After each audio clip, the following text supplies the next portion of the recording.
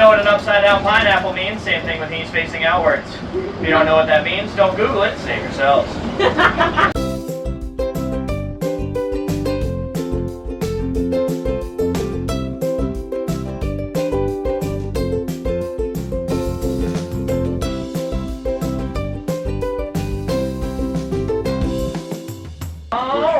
Welcome aboard, everybody. For you just joining us, my name is TJ the Kid, and I am totally jazzed to be your conductor today. Who's ready for that safety spiel this time? Please remain seated at all times with the trolley motion. Not sitting up until my trolley comes to a full complete stop. Those doors are open. There's no smoking, vaping, or drinking of alcohol aboard the trolley. Please keep your hands on feet and legs inside the trolley at all times. Thank you. Alright, now if I can get everyone to do me a favor and out the right hand side of the trolley wave and yell, "Bye, Joe." 3, 2, 1. Bye, Joe! There we go. Alright, now on the left-hand side of the trolley is the Little Crown by the Pie Society. Inside the Little Crown by the Pie Society, you can find 7 bar stools, because it's the smallest pub in the state of Georgia. But don't worry, folks, they've recently expanded, because just last year they had only 4 bar stools. We're very, very, very proud of their expansion process. So anyway, if you want to check out that smallest pub, it's right there in the Little Crown. Now, also inside the Little Crown, they do serve a whole bunch of pies, hence the name of the Pie Society. But not just dessert pies. They're actually selling like chicken pot pie, seafood pie. Oh my goodness, guys. Check it out. They're fantastic. I swear on my life. The shepherd's pie is incredible as well. So if you guys are interested in that, 10 out of 10 recommend. Now on the right-hand side of the trolley, above the E and the Five Guys sign, in the windowsill, you're going to see a little statue of a cat. Oh, I'm sorry, folks. Yeah, that's it. I just wanted you to see the little statue of the cat. So, one that serves sandwiches, the double wide. And then we got the Trailer Park Original Restaurant, and that just serves basically like Southern cooking. Good dinner spot. Then you got Hitch back there. Well, Hitch is famous for its appetizer of peanut butter and jelly chicken wings. May sound gross, folks, but I gotta tell you, I don't like peanut butter or jelly. Love it. So there you go. And on the left-hand side, that dark-colored door on top of that staircase, well, that is where our St. Patrick's Day committee meets. Does anybody know where we rank for St. Patrick's Day festivities here in Savannah? We're number 2, but thank you for the lady who reminded me we're not number 1. Yeah, we're second only to New York City. New York City has it's too large of a population, we just cannot compete. So, we are number 2, however we do beat out Chicago, which dyes their entire river green, so we must be doing something right here. Well, I'll tell you what that is, folks. Open container laws! You can drink at our parade. So there you go. Now, last year for our bicentennial parade, we had 2.5 million people come into the city of Savannah for the parade. Yeah, we also start a week early. It's called St. Practice Day. It's the Saturday before St. Patrick's Day weekend.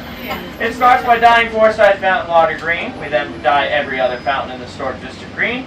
Then we start dyeing our food green, our beer green, our babies green, and by golly, you're puking green after all that green food and beer.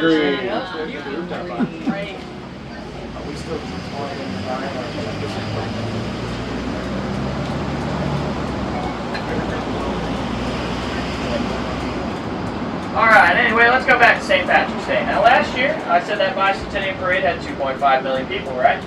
Well, I was one of those 2.5 million people. That was the very first time I decided to go to a St. Patrick's Day parade. One thing you should know about me is, I don't like people. I don't like large crowds. I don't do well. It's not a good time for me. In exactly 2 blocks of walking trying to meet up with friends, I got knocked in my butt 6 times by drunk idiots trying to get through gaps that weren't there. Yeah. So, that was a great time. And then I saw an opening. I was like, oh man, that part's moving slow, but they're not shoving each other. They're being nice. I was like, that's where I'm going. So that's what I did. And for 3 more blocks, I walked. And then I received a phone call. It was my mother. I said, hey mom, what's up? I'm a little busy. She goes, I can see that. Why do you have a flask in your front pocket, kiddo?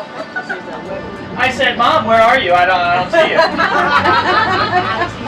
She was at home on the couch watching the live stream of the parade, folks. I had been walking in the parade for 3 blocks. I walked right past the live news feed of the parade.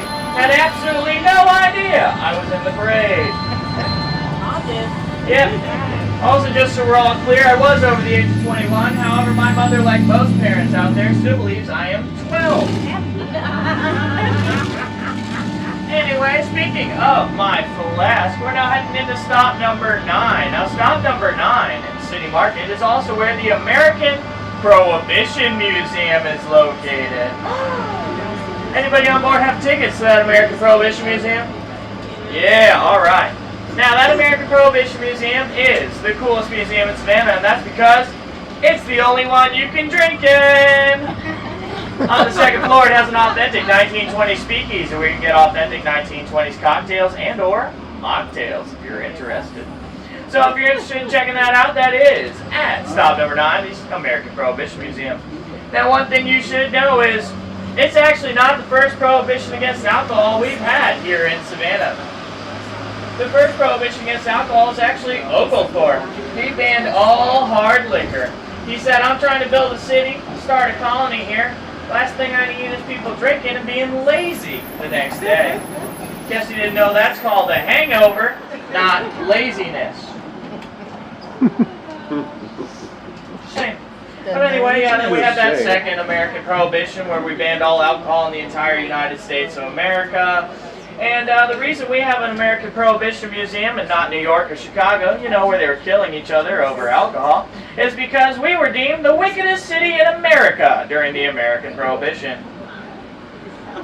Yep, we smuggled in more alcohol than any other city in America, folks. Because underneath us right now are over 100 different tunnels all throughout the city of Savannah. And, well, cops didn't know about those. We did. So we used them and smuggled in more alcohol than anybody else. Those tunnels are from the old pirating, privateering days. We had nothing to do with pirates. Nothing at all. But anyway, we're coming into our next stop here, which is stop number 9. If you want to go to that American Prohibition Museum, you don't have tickets, I can save you $2 off the price of your tickets. So, if you're interested, hit me up. And also here, if you're looking for somewhere to eat, you've got Wexford's Irish Pub. It's a fantastic little spot to eat. It's only been open for a couple months now. And Vinny Van Go-Go's is down there, great food. And Belford's, where you can get a great steak if you're interested. If you know what an upside-down pineapple means, same thing with knees facing outwards. If you don't know what that means, don't Google it, save yourselves. Now, on the left-hand side over here is the beautiful white stone bench. That is where Oglethorpe first pitched his tent when he took over beyond the Trolley. So there you go. Now, your right-hand side is the Kia Tavern, Green Bay Packer Bar, Go Pack Go, but it's also home to Cool Ranch Battered Dorito Chicken Fingers. Yeah, they're fantastic. They're the best chicken fingers I've ever had in my entire life, I swear. Also, they got first great fried pickles, and don't forget about those cheese curds. So if you're interested in any of that, that is at the PS Tavern. Now, folks, we're coming into my favorite square to talk about because it's where my tour gets a little bit dirty. But it's not dirty if you don't think about it, so do not think about it if you don't like dirty jokes. Alright, here goes nothing. Welcome to Johnson Square. Johnson Square is the largest and oldest square in Savannah. Johnson Square today has 2 round water fountains on either side of one straight up and down monument. This is Johnson, the largest square in Savannah. Now, Johnson Square originally had a community oven and a traveler's house where we could stay completely free for the evening if you were traveling through. Why we ever got rid of that, I don't know. I'm tired of paying for hotels the same as you. Also, it had the sundial so you could tell what time it is. Now, modern day Johnson Square does have a sundial. I knew this, so I went out and watched about 18 YouTube videos trying to learn how to, well, you know, read a sundial. Problem with that being is the sundial is on the left-hand side on that black pedestal, and it's in the shade of those trees about 23 hours a day. It doesn't work. So it's completely useless. Now let's talk about that monument in the center that's clearly compensating for something. That's dedicated to what? Nathaniel Greene. Now, Nathaniel Greene was the second in command of George Washington during the Revolutionary War. As a gift for all of his hard work and dedication during the war, General Washington gifted Nathaniel Greene the Mulberry Grove Plantation right here in Savannah. Well, Nathaniel Greene then packed up his entire family from Rhode Island and moved them on down here to his brand new plantation here in Savannah. It was in the middle of the summer, and he decided to go out for a horseback ride and survey his brand new plantation without a hat or a bottle of water. And, well, he died for what we know of today as a heat stroke. So that's your daily reminder, too. Hydrate. Make sure you're drinking your fluids, guys. If you pass out on my trolley, there's a reason those windows are open. So anyway, Nathaniel Greene did pass away, and he left behind a wife and 4 children. Well, his wife was now busy running a plantation, so she didn't have time to teach her kids. So like any good mother, she started searching for the best tutor money could buy. Well, after an exhaustive search, she finally settled on a man at a Yale University by the name of Eli Whitney. Anybody know what Eli Whitney was famous for? Oh my goodness, look at all you smart cookies. Yes, he did invent that cotton gin, which increased production of cotton here in Georgia by 400%. Now, speaking of smart cookies, coming up on the left-hand side after we pass this street is Bird's famous cookies. See what I did there? Good segue. Anyway, they're celebrating 100 years in the business. If you want to try a free sample, I recommend ginger snaps. Now right there is the Seafood Shack. The Seafood Shack is my favorite seafood restaurant here in Savannah. It was featured on Cooking Channel, Travel Channel, and the Food Network. The only thing they play on their TVs inside is their episodes from the Cooking Channel, Travel Channel, and Food Network. And I love that. So it's fantastic. I highly recommend the Low Country Boil, and they have a really good shrimp po' boy as well if you're interested in that. So that is the Seafood Shack right there. Now our next stop is going to be Our next stop is going to be stop number 10 for the Lucas Theater. Now the Lucas Theater was built in 1921. 1924 became the first theater with air conditioning. But first, on your right-hand side of the trolley over there is Leopold's Ice Cream, number 5 in the United States, number 10 in the world for ice cream. So if you're interested in having some of the best ice cream in the entire world, that is going to be right here at stop number 10 of the Lucas Theater. Now if you do get off here at stop number 10 of the Lucas Theater, you're going to want to, well, how do I put this? Look at all these bricks. They've got names written on the outside of them. There you go. This is stop number 10. Outside, see them here? They got all the names on them. So, why do they have names on them? Well, I'll tell you, folks. Because after showing the film called The Exorcist inside that theater, they had everyone walk out halfway through the film. And they never came back to the theater. Now here it had something to do with the leading lady's head-turning performance. Any hoosers, since no one ever came back and weren't making any money, that theater was sadly set to be demolished. So, well, 3 famous actors with the help of the community raised $14 million to save the theater. Everyone who did any money, they received a brick with their name on it. This included those 3 famous actors. So if you want to play I Spy and find those bricks for yourself sometime while you're here in Savannah, the bricks you're looking for are for Kevin Spacey, Clint Eastwood, and Forrest Gump. Tom Hanks refused to have his name placed on the brick, so he had to be Forrest Gump because it was funnier. And I gotta say, I kind of like the fact that he did that just because he thought it was funnier. So there you go. You're looking for a Forrest Gump brick. Now on the left-hand side in the corner over there, that's the Old Pink House. It's a fantastic restaurant, alright? It is a little bit pricey, but it is amazing. Now, if you cannot get reservations at the Old Pink House, because it does book out months in advance sometimes, well, don't worry about it. Because on the downstairs level, they have a bar. The bar has no reservations, so you can go downstairs to the bar. At the bar, they serve the exact same menu as they do upstairs. So, if you really want that Pink House, you want to try it, go downstairs to the bar. Now, you may be wondering why it is pink. Well, that's because it's a brick building covered in white stucco. However, it had a fire within one time, and, well, the red of the brick melted through the stucco, and it's now pink. They have redone it 3 times, and every time it comes back to pink. So they finally settled for it, and now they're marketing it as the Pink House. All right, now we're heading down to River Street. It's going to be stop number 11. But on our way down, we have to go down the Lincoln Street ramp, which gets real bumpy real fast, so hold on to anything you deem important, including ladies, those wedding rings. I know I'm handsome, but your husband's right next to you. To all the husbands on board, it's just a joke. Don't hurt me, please.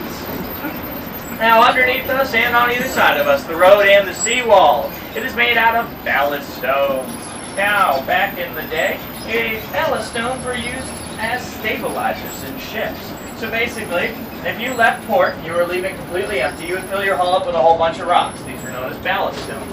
They would add more weight to the hull, which on the high seas would give you better balance. However, when you got to a port like Savannah and you were going to fill up with all of our cotton and our blueberries, and don't forget those Georgia peaches, well, you'd empty out all these rocks. So we had massive piles of ballast stones all over our city. That is until we built our River Street seawall out of it. Now this is where my first vendetta against the city of Savannah comes in. That's because they used all the smooth stones on the wall. Just saying. It's real annoying. Yeah, we can do that. Alright, now this is going to be our next stop here at stop number 11. It's the first of 2 stops on River Street. So if this is your stop, please make sure you remain seated until I come to a full and complete stop and the doors are open. Now if you also wanted that 50% off bottle of water, you can go in right there to the Simply Savannah store and it also applies there. Alrighty folks, this is stop number 11 for River Street. Anybody for stop number 11? Our tour tonight. This is where the Ghosts and Gravestones tour picks up. Stop number 11 here on River Street. Now, it is named River Street after the fact that it is on the Savannah River, which is over here on your left-hand side. Now, when Oglethorpe and the colonists first arrived, this river is only 12 feet deep. As of today, that river is over 54 feet deep. Yes, we have dredged it out to be that deep. It now allows us to hold up to 98% of cargo ships used in the entire world today, making us one of the largest ports in the world today. Now, it is our natural border with South Carolina, but that landmass over there is not South Carolina. That is Hutchinson Island. It's a 3-mile long, 1-mile wide island that splits the Savannah River in two, before at the end it comes back together to be our natural border with South Carolina once again. Now over here on your left-hand side is where you can start to, well, support your local business. I've been very close to buying that top mat for like 2 months now, but I haven't because I don't own a wiener dog and it feels like it might be weird. But anyway, if you want to support your local business, this is a great place to do it. And if you support your local business, I support you. Now your right-hand side over here is Lizzie's Burger Bar. That's my favorite restaurant on River Street. Not because of their fantastic smash burgers. It's not because of their fantastic appetizers. It's actually because of the bar.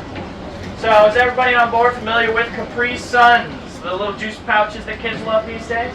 Yep. Yes, well they have 4 adult cocktail versions of those. They come in a little pouch with a colorful curly straw, and they got 4 flavors. My favorite being the Watermelon Jolly Rancher.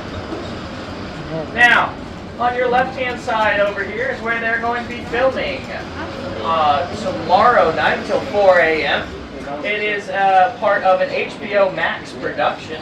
It is for a show called The Peacemakers. It is a DC show, hence why it is a big belly burger. So you may see a couple celebs while you're here in Savannah. Whoa. Our next stop is going to be the Waving Girl statue and our very own Olympic torch. Now, the Olympic torch is there because in 1996 the Olympics were held in Atlanta. They hosted the Summer Olympics. I don't know if you know this, but in the Summer Olympics they have a sailboat race, a little regatta going on. Well, if you've ever been to Atlanta, you know that they don't have much waterfront property up there, so we hosted that sailing race for them. So that is one of the few times that the Olympic torch has actually been lit in 2 cities at the same time. This is stop number 12 for the Waving Girl statue and Olympic torch. Anybody for stop number 12? Okie dokie.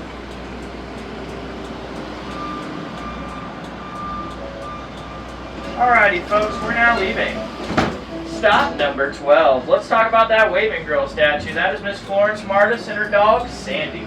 Now, for 44 years, Miss Florence Martis lived about 5 miles up the river on Elba Island with her brother, who was the lighthouse keeper. And for 44 years, day and night, she didn't miss a single ship. She waved at each and every ship coming and going down this river of Savannah. So, she did this at night. She'd wave a lantern. During the day, she'd wave a little towel. She didn't want to miss a single one. She was so dedicated to this, she had her dog Sandy trained to wake her up in the middle of the night so she didn't miss a single ship. This led to the captains and crews coming in and asking the all-important question of, why is there a random lady waving at us? And well, that story went a little something like this. You guys get it? Brandy, you're a fine girl. So basically, here's the deal. The people of Savannah started, telling the legend of Florence Martis. And it was basically, Miss Florence Martis fell in love with a young sailor. Now that young sailor, he didn't have enough money at the time, so he went back to work at the sea. Before he left, he told Miss Florence Martis, listen, I love you and I will return once I have enough money. But first, I need to, go make the money so I can make an honest woman out of you. Sorry to everyone who might get smacked by a branch. I can't help that. I'm so sorry. Anyway, so he said, I'm going to go back to sea and I will return when I have enough money and I will make an honest woman out of you and marry you. And, well, Miss Florence Martis responded like, well, how most people who heard they were about to be proposed to would react. And she said, oh my gosh, yay! I'm going to wave at every single ship until you come home to me. And so that's what she did for 44 years, day and night. She didn't miss a single ship. That is, until she died of a broken heart and very tired arm. Now, all the ladies on board this trolley, would you have waited 44 years for your man to return? No. Correct answer is no. Yeah, no one in their right mind would ever do that. So, here's how you know that wasn't true. So, after 44 years, it turns out Miss Florence Martis' brother actually just retired from being a lighthouse keeper, so she had to move back here to the city of Savannah, where she stopped waving. And while she was here, she didn't tell a single soul why she had been waving for those 44 years. That is, until she was on her deathbed in 1925. And while on her deathbed, she then told a reporter who had one special question while writing his life story, which was why, that she did it entirely for the purpose of being bored. She had nothing else to do out there, she claimed, so she was just doing it because she was bored. True story. Now, this is more believable than the waiting on a lover, and I'll tell you why. Because, that lady died in 1925. First radio tower came to Savannah in 1926.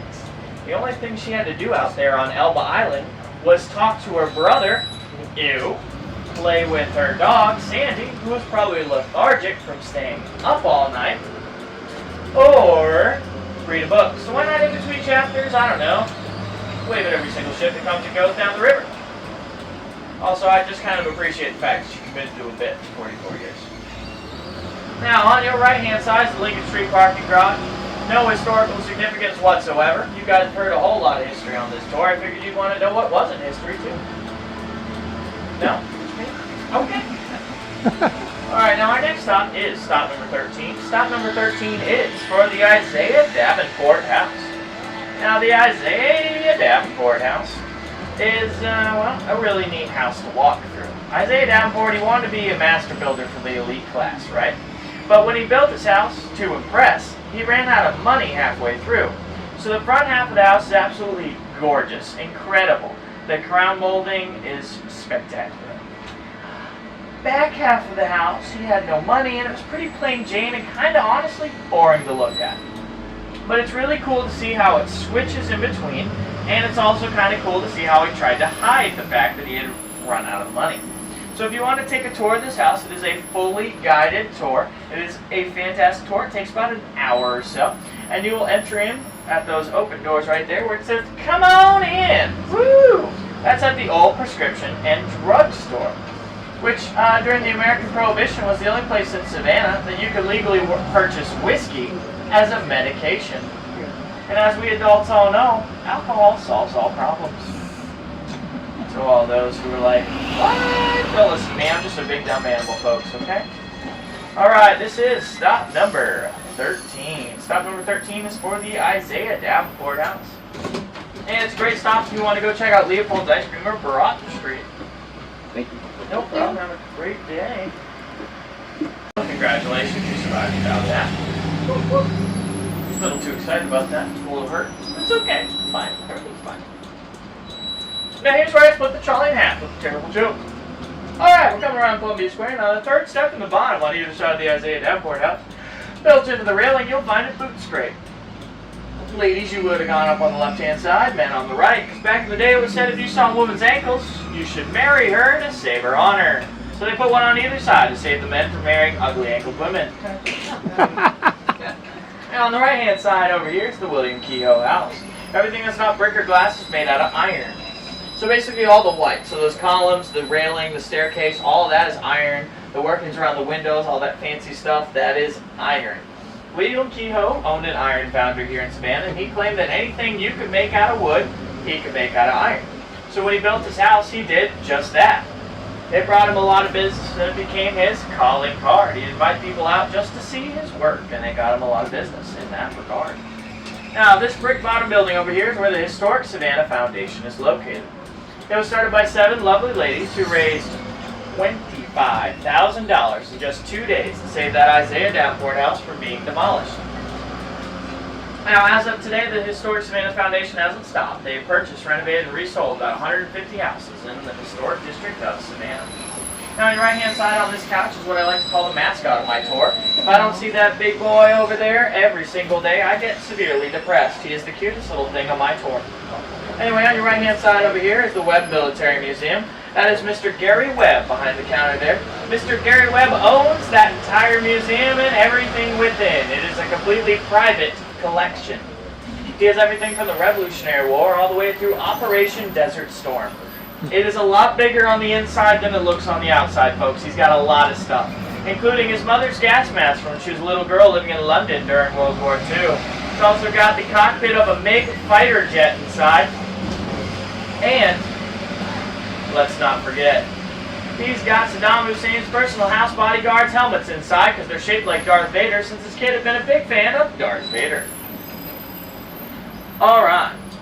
Now, on the left-hand side of the trolley, that brick building over there, that is the Second African Baptist Church. Now, the Second African Baptist Church I'm going to talk about in a minute, so I do ask that you keep it in mind. But first, I need to talk about this brick house and the brick wall behind it. So, that house and wall is made entirely out of Savannah gray brick. Now, Savannah gray brick is the only thing I will not joke about on this tour whatsoever. Now, Savannah gray brick, each and every single one, was made by hand by slaves on the Hermitage Plantation. Every single one. And the Hermitage Plantation produced about 6 million Savannah gray bricks. Now, this brick wall here is also made out of Savannah gray brick. It gets its authentic coloring from the mud and clay used out of our very own Savannah River. Now, on a lighter note, let's talk about the Second African Baptist Church. Now, the Second African Baptist Church was built after the First African Baptist Church you guys saw at stop number 3 reached 600 members. So basically, that church right there, it was a very historic site. It's had a lot of big history things happen. So on the front steps is where the first big history moment happened. That is where General Sherman first read Field Order 15. For those of you who don't know, Field Order 15 was basically the freeing of all slaves in the area. So all the slaves of Savannah heard that they were being freed. And it was also the first time that they heard that they were being given about 20 to 30 acres each of land to do with whatever they wanted. It was for them, and that was that. So that was the big historic moment there on the outside. Now on the inside, there was a little speech and sermon given by a reverend one day. And, well, his sermon speech lasted for about 2 to 3 hours. Because he gave a speech that we all know and love today at the very end of it. And it went a little something like this. I have a dream My poor little children, one day live in a nation where they will not be judged by the color of their skin, but by the content of their character. I have a dream today. And that was, of course, Reverend Martin Luther King Jr. and his I Have a Dream speech, which he delivered inside of that church before New Orleans or Washington, D.C. Now, it wasn't the exact one we all know and love, but it was a rough rendition of it. Now, on your right-hand side, this is where we used to put all of our bad people. That's the old Savannah jail. You can still see the cells inside. It was in use from 1818 until 1888. Nice, clean-cut, 70 years. As of today, that building is owned by SCAD, the Savannah College of Art and Design. Now, they're currently working on renovating the cells within. They claim because they want us to one day be able to take tours of the inside and see what it was like to be in prison during the 1800s. I, however, have a darker theory. I think they're working on renovating those cells so they can throw students who are late on tuition payments up in there. That'll let it fly under their parents' butt. Now, this may sound like a far-fetched idea, but I don't think it is. Because underneath that jail, there are two subterranean dungeons that have already been renovated and turned into classrooms.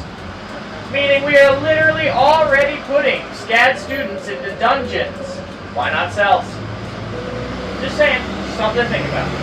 But anyway, it is said by faculty and students alike, while they're in class in those subterranean dungeons, from time to time they can still hear chains rattling. Spooky. So if you guys are into that haunted side of Savannah, since we are the most haunted city in America, you're going to want to check out any of our 3 ghost tours, including Ghosts and Gravestones, our PG tour, where you get off at 2 different stops, including the Andrew Lowe House and our very own Ship's Chandlery on the River Street. And where we tell you a little bit more of the spooky, scary stories without trying to scare you too bad. Then there's PG-13, I like to say Ghost Town Trolley Tour, where we do try to spook you a little bit. It's a walking and trolley hybrid tour. It's pretty neat. And there's also our Ghost Hunters Tour, which I claim to be NC-17, since you should be 18 or older, and do have to sign a waiver before going into our own, privately owned, haunted building with ghost hunting equipment to find host ghosts for yourselves. Now, on your right-hand side over there, that is our Savannah Dueling Grounds.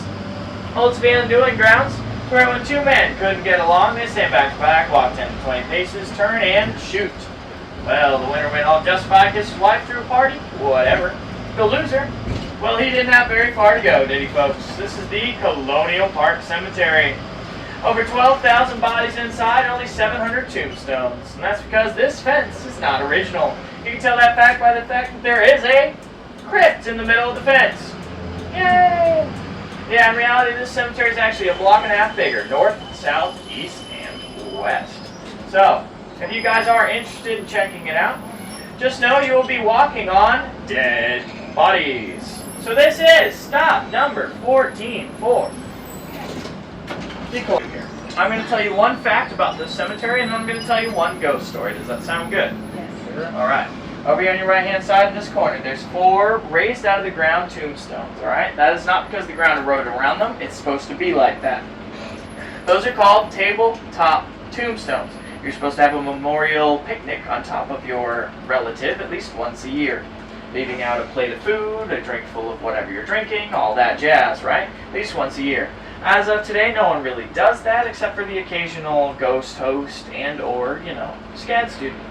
So, if you want to do that, feel absolutely free. It is open until dusk if you want to have a picnic on top of someone you don't know. If you find that creepy, same. Now, my ghost story has absolutely nothing to do with that cemetery. It has to do with this building on your left-hand side. That is our fire department. That fire department, well, it was the first fire department in the United States of America to be fully motorized. And that is because behind that building used to be a horse stable. Back in the day, they would have horses and a wagon full of water behind the horse. That's how they fight fires. Well, that stable, ironically, burned to the ground one day. And, well, it killed the horse within. So then we fully motorized our fire department instead of rebuilding the stable and getting another horse.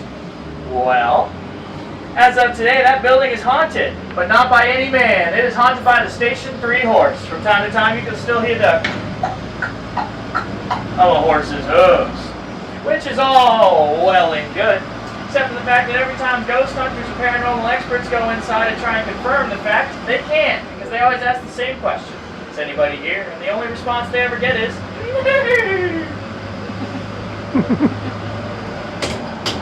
Alright, now we're coming into our next stop. It is stop number 15. It's for the Juliette Gordon-Lowe birth house. She was born here October 31st, 1860. Girl Scouts. For those of you who are like, dang, that name sounds familiar, that's because she was the founder of the Girl Scouts.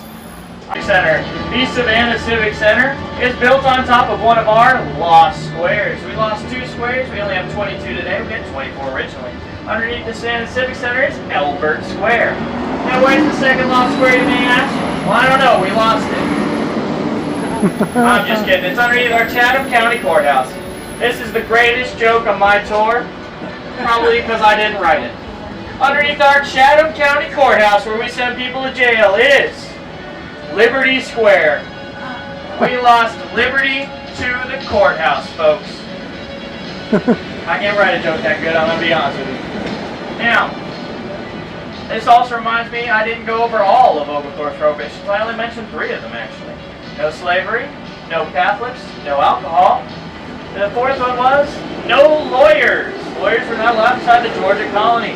Oglethorpe deemed them to be selfish individuals who only cared about themselves and not the people that they were representing. So he said if you actually had a legal issue while you were here in the Georgia colony, you could defend yourself or have a buddy do it for you. Because at least your buddy cared about you, right? So anybody on board this trolley a lawyer? Alright, in that case, I mean, right? I'm not going into it. Now if you're offended by that joke because you're secretly a lawyer, that means you're a liar. Because you didn't tell me, and you're just proving my point. That's right. Alright. So there you go, that's all the good stuff. Now, I do sadly have to play a little soundbite for you all. Now that little soundbite is going to be a lot different than how my tour goes, but hopefully we'll get it over with as quickly as Welcome possible. aboard. Hello, my name is Chris Valland. Hi, Chris. I'm the Chief Executive Officer of Historic Tours of America and the Chief Conductor. Congratulations. You've heard about us or even taken our tours before. I have. I hope so. One of the best ways for our company to find out how we're doing is to hear from you. True. I hope you've had a chance to take a look at your ticket. You'll see it is also a comment card. We'd like to ask you to do a very special favor for me. Alright, who cares? He's boring. Alright, so this is a guest comment card. Your ticket might be attached to one. If you don't have one, don't worry. I got a whole stack up here. Basically, we want you to fill it out, tell us how we did, the good, the bad, the ugly, what you actually thought, and who your tour guide was, and how fantastic they may or may not have been. So if you want to do that, you can fill it on out. Postage has already been paid, because that's how much we care about hearing what you have to say about us. It's completely free as long as you're in the United States. If you're outside of there, well, good luck. And basically, we just want you to snail mail it to us so we can get it in 14 to 18 weeks and know how we did. Alright guys, I hope you all had a great tour here today. Remember, if you're going to stop number 2, you are staying with me.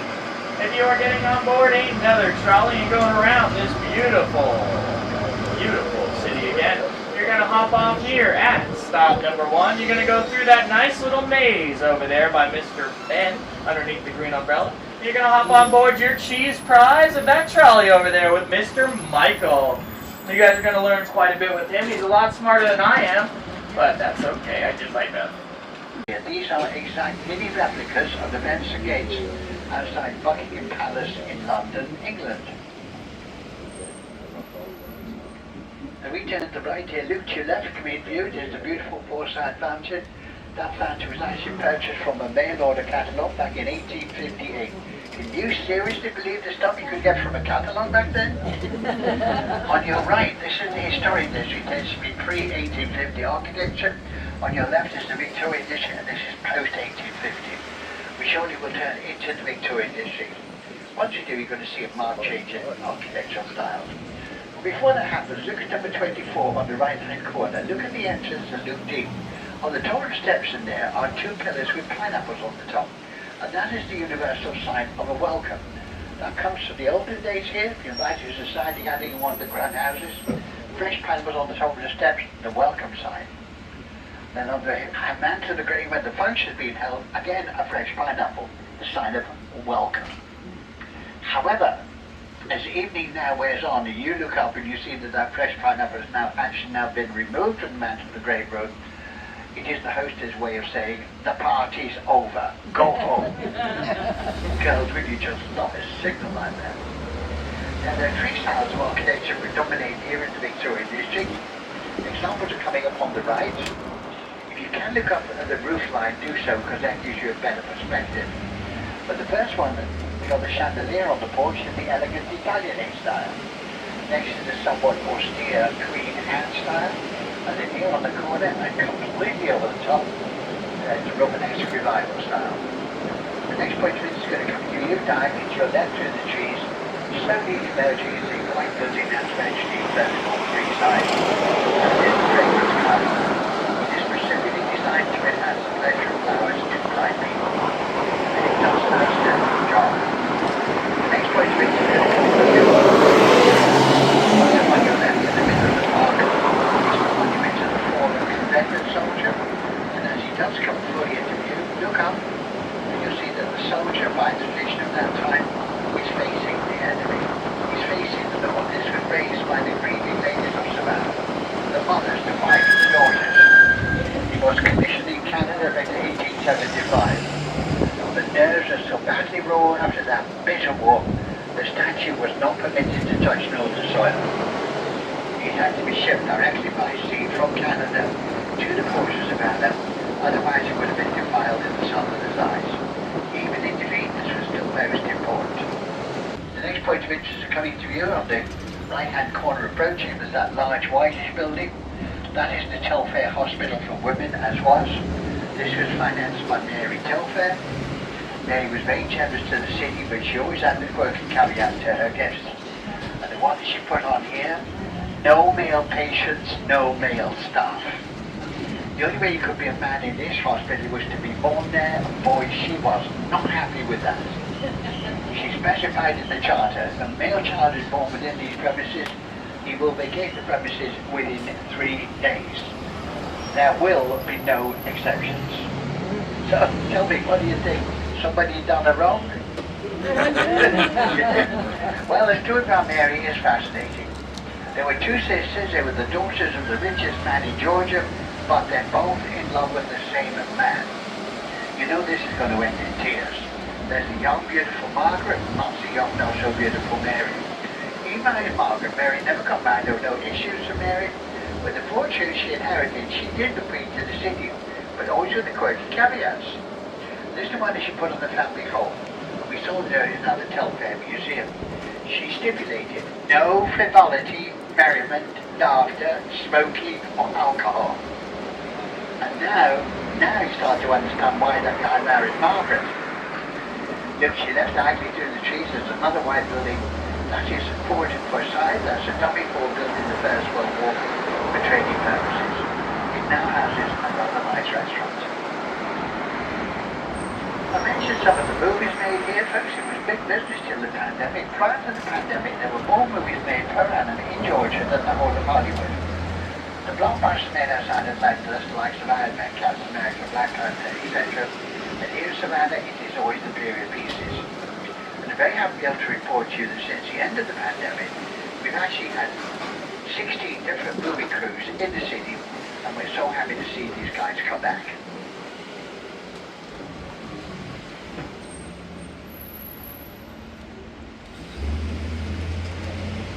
Scan, and that is their computer center. You die at your right, this large white building just this is the Canada Hospital as well. It has been restored by scan. It's now called the Trolley apparently, and it's the admission offices for the admissions. Coming up on your right, there's just may present you just in Canada. This guy is nearly 300 years old and going strong. Absolutely magnificent. We're making our way to Stop 6. Stop 6 is right outside the Massey Heritage Centre. He started life at the Massey School in 1856, the very first public school in Georgia. No two bricks alike, get up close and personal there. You're going to see indentations on the bricks made by the fingertips of the slave that made them. Each one is an absolutely unique piece of history.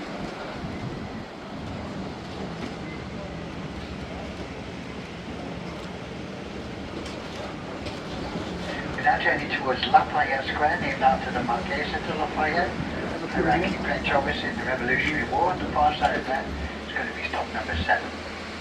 Coming up on your right is Cleary's Diner. This was in the movie Midnight. That's where the breakfast scene was filmed with John Cusack at the counter. Look to your left, look to your right, another section of Jones Street. Your plans this morning include a visit to the Andrew Lowe House. The next stop is your stop. That house is on this approaching square. When we enter the square, look to your left, it's on the corner and facing you. And it does show you the opposite lifestyle of the clockbroker.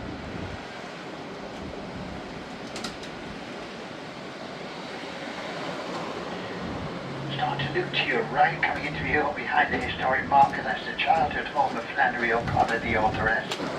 One of her better known books is A Good Man is Hard to Find, based on her observation when she lived there. This is the Hamilton Turner House, 1873, French Second Empire architecture. Look up if you can, it's absolutely gorgeous. It was the first house to have the electric light at Savannah, and now it is a historic hit.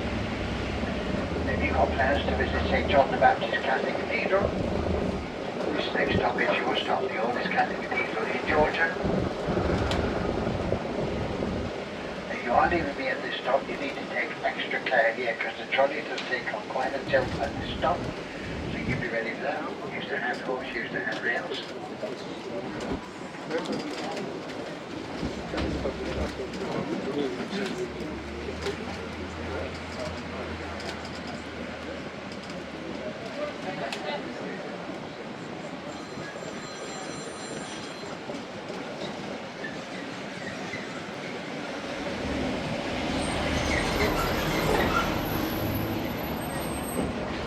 Jump to anybody, take your time to use the handrails.